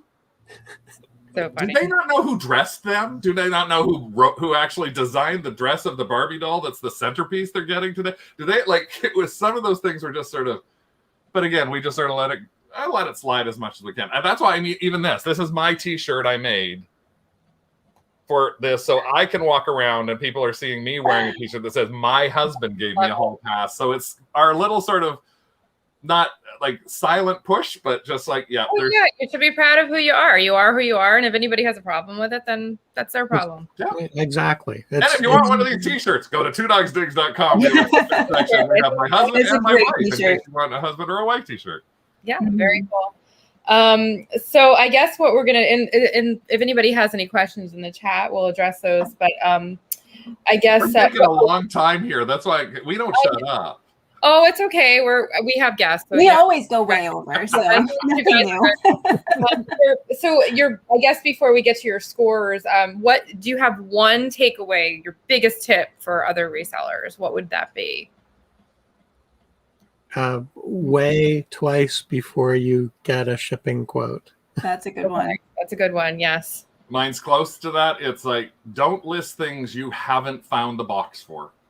So shipping, yeah. And that's I was actually having a wonderful discussion with somebody I know really well, Julie Kaufman, and she had actually found this item that she sold, and it was this really long sort of wall hanging type piece, but it had these big springs on the top. I can't even, if it's some kind of coat rack, and she sold it for like really good money. I think it was like 88 pounds to someone in like Europe, and then she spent 3 days trying to figure out how she was going to box it. Oh my! It was because it was like 30 inches long. It was like, don't do that. Like, we have a bunch of big things. We have a boy. If you watch some of our shows, there's this scary boy doll that I bought for $20 that we found is worth like $500. But he's giant. He's 3.5 feet tall. Oh, yeah. So I have not listed him yet. We've taken every picture because we're trying to find the right box. Because in order to sell that and ship it will be. The last thing I want to do is put an auction on and get what could be anywhere from $500 to $1,000 for this doll, and then spend the next 5 days going, oh my God, how am I going to pack it? Good tip. Yeah. Bigger things like that, we actually pre-pack. Yeah. We do everything with flat rate shipping. We don't do calculated shipping either. So that's my other big tip is don't do calculated shipping. It takes way too much time. Do flat rate shipping and you'll learn. You'll win a little and you'll lose a little at the end of the day. It's so much easier. You don't have to weigh every t-shirt, every purse, every single thing you do. You can go, I know it's going to be $8. That one's going to go next door. That'll only cost me $5. That one's going to California. Okay, that one cost me $10. Guess what? I paid the same. I got the same amount of money. 5 and 10 is 15. 750 and 750 is 15. Well, the other thing that we do is sometimes we subsidize shipping from whatever the price of the item is. So we have an artificially low shipping value. Kind of like when people do free shipping. The cost of the item we increase to take the buffer. It's like, okay, I know this is going to be $17.50 US to ship priority to California or Texas, but a $17.50 shipping charge may prevent somebody from buying it. So we'll have a $12.50 shipping charge. Add a little bit into we'll add $5 extra to the price of the item. So we still get paid for the shipping. We just don't have it neatly categorized as here's the item cost, here's the shipping cost. It's funny, Lisa actually Bolin said in the thing, tell her to go to U-Haul. That's exactly what I told Julie to do when I saw the item, but U-Haul didn't have a box that fit. But we did find another place that did have a box, so she was really good for that. So Joanne wants to know the link to your paid group. We're gonna talk about at the end where we can find you, and I'll show you. It's just go to all you have to do. Yeah, just go to 2DogsDigs to the YouTube channel, and once you sign in on YouTube, you'll see a little join button there, and that's where you can join. It tells you all the information for the $3.99, and that gives you also our personal Kennel Club Facebook group. So we have a Facebook group that's got just over 100 members in it. So it's a much like tighter group. Always very, very positive and very ingrained in trying to make sure everybody's having a really good time. Very cool. So we're going to show some of your scores. And Lisa says you haul for the creepy boy. Oh, okay. I think we found a box, though. I did actually find a box. We're trying that now. Yeah, 2 boxes to fit together because he's so tall. He's a big boy. And then, so this is sort of what I do. I can imagine that it might be a little bit different for you guys shipping from Canada, though, right? That might make the calculated shipping, like, if you're doing calculated shipping, you really want to be precise versus I tend to eyeball everything. Yeah, we use the cross-border shipper. So if we wanted to, we could actually do calculated shipping, but that would require more than just eyeballing. I know eBay has the thing in their app that can give you the size of the box that you will need to put something in. And you know, over the course of time, I do understand what will fit in the boxes that we have. I know what the boxes weigh. I can weigh the item and do the calculation in my brain about, okay, the box for this is going to add 8 ounces.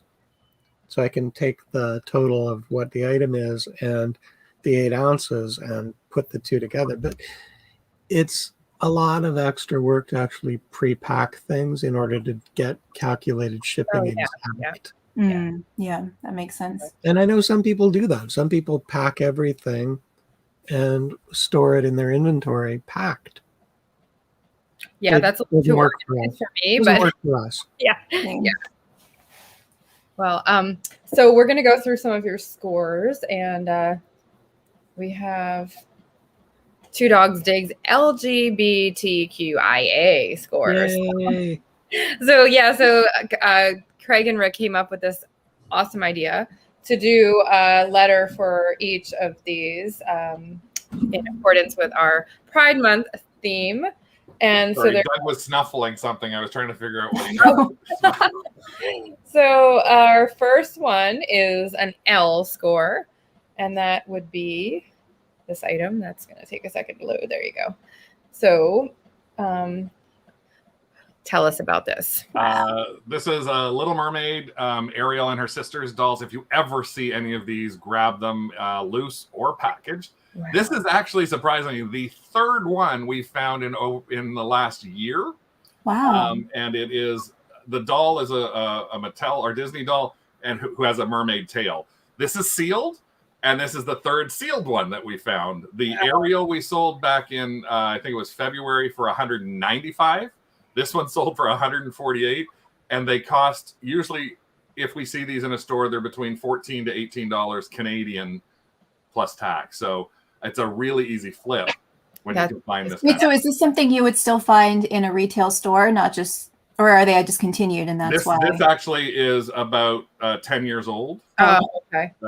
So it was just a line of, like, Little Mermaid dolls you can still find to this day in the Disney store, but they're $12, $15. But these specific dolls. As you go along, this is sort of in the whole toy area. Original Little Mermaid dolls and Prince Eric and things like that, even Ursula dolls that are from when the film first came out, which surprisingly is now 20 plus years old, is where you actually have collectors who want certain things. So you have to do a little bit of research. In this case, as soon as I saw this was an Ariel and her sister's doll, I grabbed it, threw it in, and didn't even think twice about the price.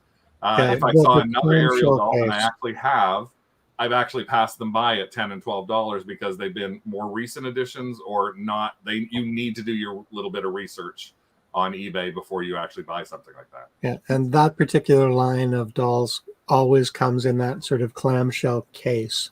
There is no cardboard backing. The cardboard insert is actually inside the plexi or the case at the bottom. Yeah, so The Little Mermaid is actually the first movie I saw in the theaters when I was like 3 years old. Yeah. So and my parents almost named me Ursula, so that would have been quite the experience. That is funny. Yeah, that shows how little If that happened, you would have been a poor, unfortunate soul. I would have. Thankfully, I did not. I actually have a real life friend named Ursula. So Ursula's a great name, but I can't imagine being a kid and seeing. yeah, if you were during that time, yes. Although now Ursula is a lesbian icon, so Yeah. I actually probably would have been fine with it eventually. That's funny. Okay, so now we have our G score, which is, and there we go. Okay.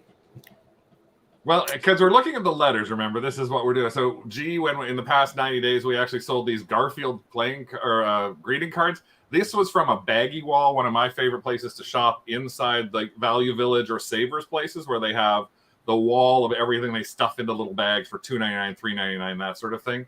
One of my rules is when you get to a Baggy Wall, if you see something in there, it's like, if there's one in the wall, it's probably not all, is a little saying I say in my head. So this was a bag that actually had about 15 or 20 of these Garfield like cards. These are from like the 80s. And they had their envelopes in it. But what ended up happening was I didn't just find this set of cards. I found 5 more baggies filled with these. And the cards were $1.99 for the batches of them. Well, the guy who bought this actually ended up buying 5 batches of cards from us. And as you can see, we list them at $14.88. So we sold like $10 worth of cards to somebody who's a Garfield fanatic for I think it was $75 in total. And we sent him the extra ones that we And we had some extras we had left listed. over, so we just threw them in and said, "Here you go." That's awesome. And that is such a great tip, because that's so true that, one bag, like the other bags around it, if you start hunting, are probably going to have similar items. And if you find something great, one of our bigger finds in a couple of years ago was I saw one bag that had old glass doorknobs in a box. Ooh, those are good. And I went, oh, there's one. There's 2. As soon as I saw 2, I spent literally the next 15 minutes pulling every single thing. I ended up walking out of there with, I think it was 15 or 16 of these for $2.99 a piece. Wow, that's and amazing. we sold them on average for between $85 to $100 US each. I think we still have 4 or 5 Wow. left. That we forgot that we just found that we hadn't listed. But one person actually in Nova Scotia bought 4 of them from us for their house. That's the kind of thing people want in sets, because they want to do their whole house and have them match. Yeah. Mm-hmm. So that's great. So if there's one on the wall, it's probably not all. Good tip. That's a great bonus tip there. So our B score would be Bugs Bunny. This is the scariest outfit Halloween costume. We actually found this at an estate sale for a couple of bucks. It's like a cloth Bugs Bunny costume. It's the cloth. It just scared the crap out of me when we saw it. It's the actual older Bugs Bunny icon too. If you look at Bugs himself, he looks a little different from what he sort of moved to in the 60s and 70s. We believe this was from, I had to do a lot of research. I actually went into the Bugs Bunny fan club Facebook group to ask about this. And we figured it was from between 1958 and 1964 is when he had this kind of ear and face design. So amazing. The buyer got that and loved it. So that must be the kind of item that goes to a collector, right? Like someone's going to be really thrilled to find that. So cool. And our T score is? It's a T-shirt. Well, it's actually a lesbian T-shirt. It's actually a promotional T-shirt that we had up for probably about a year and a half. I picked this up for $6.99, and I thought I would be able to flip it literally within a day. Yeah, I'm surprised. It didn't go, and I was really surprised because I could not find anything else from this movie Carol that starred Cate Blanchett and Rooney Mara about a lesbian relationship in the 60s. And it literally sold like 3 weeks ago. Wow. And it sold for $38 instead of $48, but I was really happy. And I didn't put pride in, I didn't change anything, but that sort of was our biggest pride sale. That's a great not bad for a T-shirt. for a T-shirt. That's pretty good. Yeah. And our Q score is? Not easy to find things that start with a Q. There may be a few, but this was actually something we did literally find. This was from the toy baggy wall, and there was more than this in the one thing. It was $2.99 or $3.99. I had to look at the markings I thought they were G.I. Joe when I grabbed them. I looked at their markings and found that they were a company called Chap Mai, which is like, what the heck is Chap Mai? Well, did a little bit of my own sort of Google lensing research about it and found that this was a series called Wild Quest, and the figures were okay. flipped them up for $15 or $19.90 plus shipping. So it was a good $15 profit on a little baggy wall. Very nice. Yeah, Craig doesn't like me spending so much time on my photos, though. It took me I probably. think photos are beautiful. For Really good photos. Yeah, using the riser to show all the items is such a good idea. Yeah. But is the dollar value for that worth the time that I spend to take that sort of photo? Beautifully staged photo. And your eye item is there it goes. I knew Lola would love that. I was so excited. This is an amazing outfit, actually, an amazing pattern. We got hooked on patterns because of Lisa Boland, who started talking to us about patterns. This was actually 49 cents, I think, or it might have been 99 cents. It was either in a baggie or it was part of a one place we find, and it was uncut. We always look for Vogue patterns where we can. And I tried this as an auction originally for $48. It had been listed on Etsy for like in the $40 to $50 mark. I did find one that actually sold on eBay for $10. So I thought, you know what? I put my first auction up at 48, didn't have a bid, decided to wait a month and threw it back up for 28 and got a bid like that. So that's again, awesome. on a 49 cent or 99 cent buy, 28.88 US. And again, that little conversion helps us as well. That's not bad for us. Isaac Mizrahi is also a gay designer. So these are really, really easy to photograph as well. Yeah, I'm consistent when I take photos of patterns. I love how I was gonna say I might steal the way you have the envelope propped up like that, because that's a really nice way to photograph it. Usually I just lay it flat. So yeah, so do I. So I like that. Yeah. Mm-hmm. Thank you. And your A item is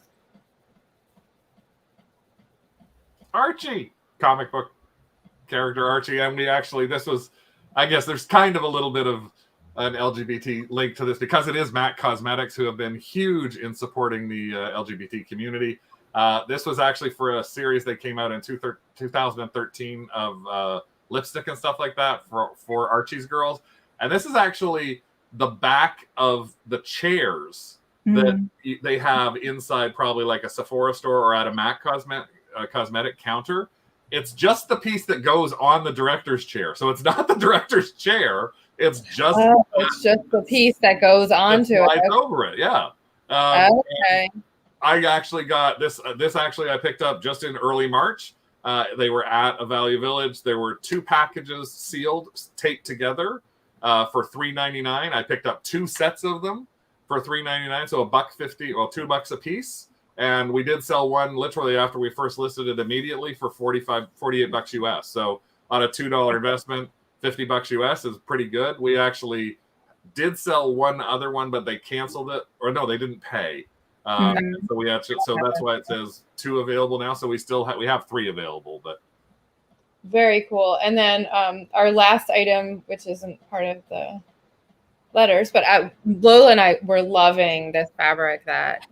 So this is still available, right? This is still available, and yeah, I've been told I need to get this onto Etsy. This was actually a Value Village piece that I found about a year and a half to 2 years ago. Those are the only stains that we have on that entire piece, but it is actually 18 feet long, and the entire thing was folded up sort of and taped at a Value Village for $7.99. It's amazing. And I could see a designer purchasing that, or someone that does designs made using vintage fabric. That's a big dead stock fabric. That's a big thing right now. Yeah, I have to figure out why. I get a lot of people watching. I've sent offers out on this a number of times to this for anywhere in the sort of $375 to $400 mark.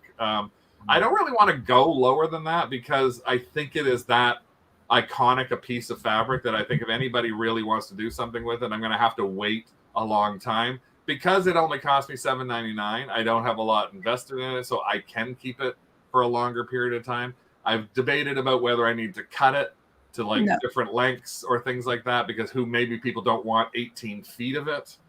Maybe it'd be better if I did like 6 foot lengths, because people might want to use them as drapery or things like that. But so the first thing is you should probably start thinking in yards, because fabric is sold in yards. Okay. And I would definitely put like 6 yards instead of 18 feet in the title. I mean, people are obviously still watching it anyway, but that will, for someone who's going to sew with it, it'll help them think more about what there's enough fabric for to make. And 6 yards is plenty for a lot of different things. You could sell it by the yard, but I almost feel like that's a huge shame because it's such a great piece of fabric. I would keep it as one piece. Yeah. I think it's going to be the kind of thing that I'm going to have to wait for someone who is a set decorator or some show like Halston that we just watched on Netflix, who is going to say, I need this to be the length of a wall that I'm going to have my actor standing in front of. And I think that's where it's going to end up going, is to something, because that sort of rainbow, that curve is very, very 1970s. Yeah, definitely. Yeah, I think you could also use op art as a keyword. And then the other thing I would change on here that just jumped out at me is on the condition. A remnant, when you're talking about fabric, is generally going to be less than a full yard. Yeah. So it's not actually a remnant. And that's something that is a selling point of this, is that it's more than a remnant. So you may be confusing people with that word. Well, thank you. That's actually an excellent point. Actually, both points about changing it from feet to yards. Yeah, I would Doing agree. that as we speak. Right? There are 3 feet in a yard. And we have a few news items really quick today. So I was trying to keep it Pride related. And so Etsy is the only platform that sent out anything or is really doing anything major this year. We'll see maybe later in the month some of the other platforms will. I know last year Depop had a big Pride feature on their blog, and they were supporting LGBTQ community sellers. I think I did see like a push notification or something from Depop, but it wasn't, I don't think it was as last year it was very prominent. And eBay had something on their homepage. I don't see anything this year, but Etsy sent out this email about supporting LGBTQIA plus shops, and they had some features on some of the sellers in the community, which were really cool. So I did like that. They have this article from Etsy on 7 of the LGBTQIA plus makers to know. And I can just pop those links in the description. And then again, they have this whole feature about Pride LGBTQIA shops, which I love. And Depop does, like, if you search the Pride hashtag, a lot comes up, but they don't have anything, at least not that I see so far, that is prominent on their website. And then these are just, I can pop this into the description as well. These are just 55 brands that are giving back for Pride Month 2021. So some of this might be some retail arbitrage opportunities for you too. And I like it when, they support a good cause. And then you can always, just as an idea, eBay does offer the eBay Giving Works charity. So what I like to do for Breast Cancer Awareness Month, of course, people, like I always say, people are gay all year. People have breast cancer all year. It's not just about the month, but we do have a month for breast cancer too. When I buy those items, and you might want to consider doing this for Pride items as well, it's always nice if you buy them the first time, if they give back to a good cause. So if they actually give to a good Pride cause, then you can kind of double support the cause by giving a percentage of your profits to an eBay Giving Works charity. So you could choose a Pride charity. There are some great ones that help youth. There's some youth organizations and some others. So you could consider that. So. That's a great idea. I definitely probably have a couple items I could do that for on eBay right now. So I can remember to do that myself. Yeah, so I do that with some of my breast cancer items, especially too if I find something. Now, I know it's the same thing with rainbow washing, and there's also pink washing for Breast Cancer Awareness Month, where the item might not really go to a charity. It might just be, Pride or breast cancer branded, and it doesn't really benefit the cause. So the second time around, like, you can find those items in a thrift store. The second time around, you can actually make it go to that cause to benefit the cause. So, I do think this year, I feel like I've seen more thoughtful charity partnerships among some of the brands. So hopefully that is getting a little bit better. Yes, and I agree. A lot of companies do, but you have to watch who you're actually, what you're spending your money on, because there are unfortunately unscrupulous companies that will take advantage of the fact that it's Pride Month or Breast Cancer Awareness Month. So, and our question for you is: have you thrifted or sold any awesome Pride items? Let us know in the YouTube comments. And you can find our guests all over the place, as they talked about. So, and I'll pop up their stores. Craig, do you want to talk about? Yeah, as we mentioned, we're 2DogsDigs on YouTube. You can also go and find us just generally by looking up 2DogsDigs.com on just the Google, as the old people say. And we have links there to just all about us, all our eBay store, our Etsy stores. Links are in there.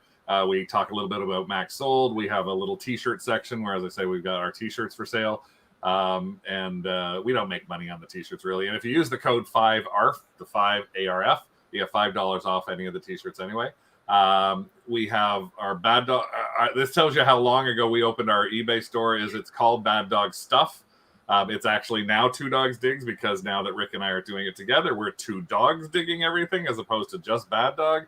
But you can't change that once you got it set up. So my old name is still under there as Bad Dog Stuff.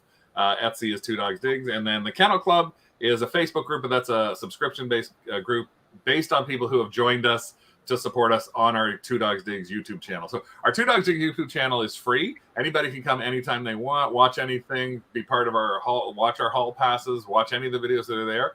In the actual group that we have on there, the Kennel Club, we actually do specific videos for that. We call them woofs, which as dogs, instead of a bolo, which is be on the lookout, we're dogs, so it's a woof. It's a watch out for, which 2 O's in the front in woof.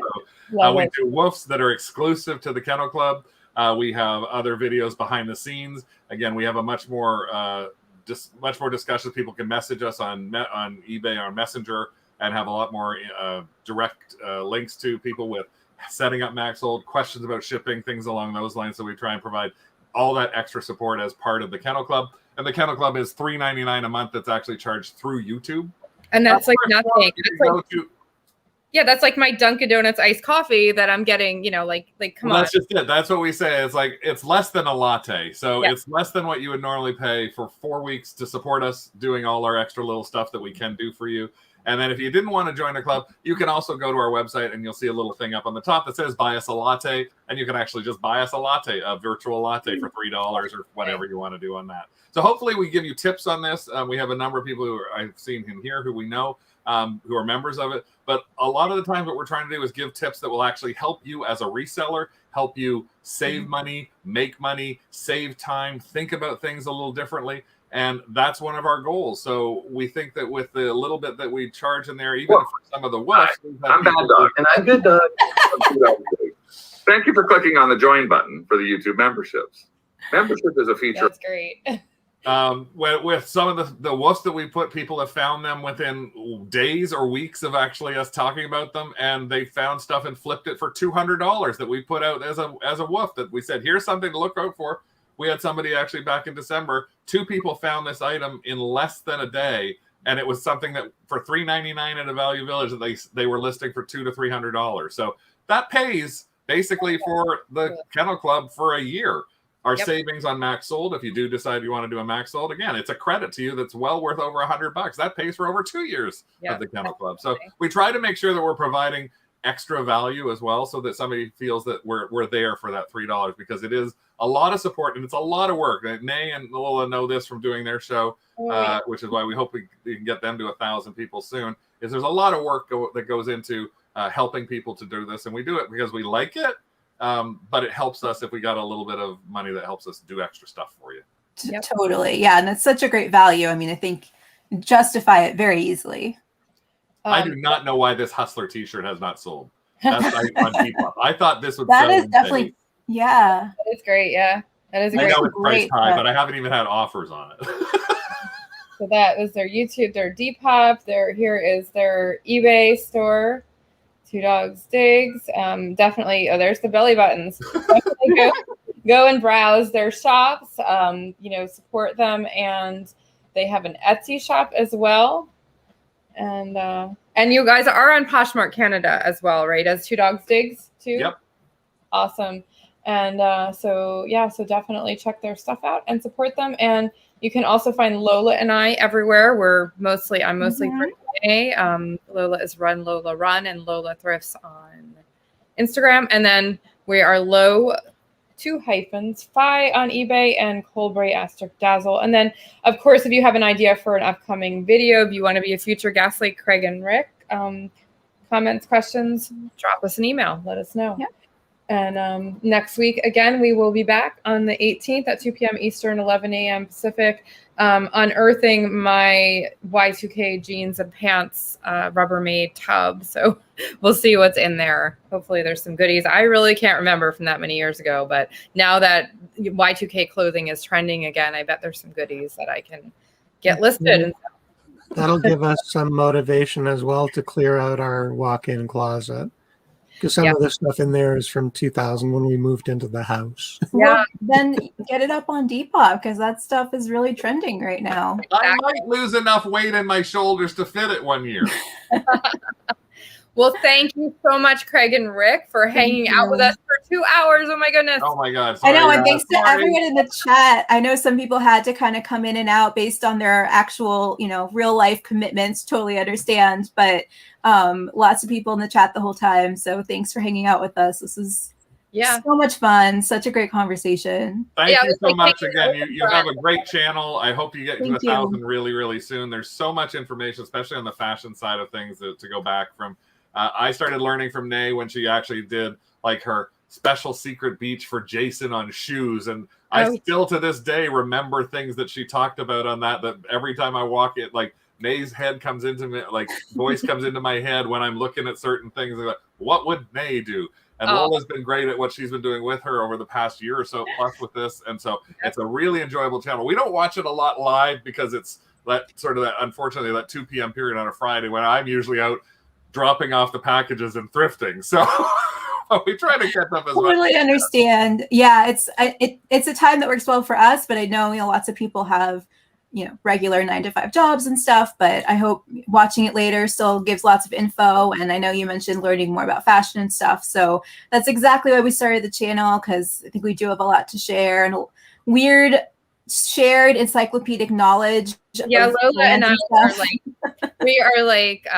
we're like 10 years apart, separated sisters or something. Yes. Like we share a brain, we share so much knowledge, and it just it just as friends, like we click so well. But teaming up on this, it was just the perfect if anybody hasn't watched their cottagecore one, watch their cottagecore thing just for the to get an understanding of how well they know trending and things along those lines. So thank you. That's so great to hear. So much. And the thing that's really great as well is you can ask them if you got something. Hey, and I do call out Nay all the time going, is this cottagecore?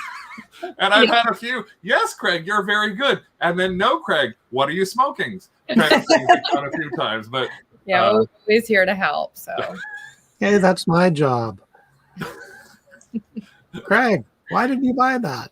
Yeah. Well, thank you for having us. Yeah, thank you so much for coming on. We really appreciate it. And we will we'll chat soon. Thank you. Walk the Dugg. Have a great weekend, everyone. See you next week. Happy Pride. Bye. Happy Pride. Bye. Bye.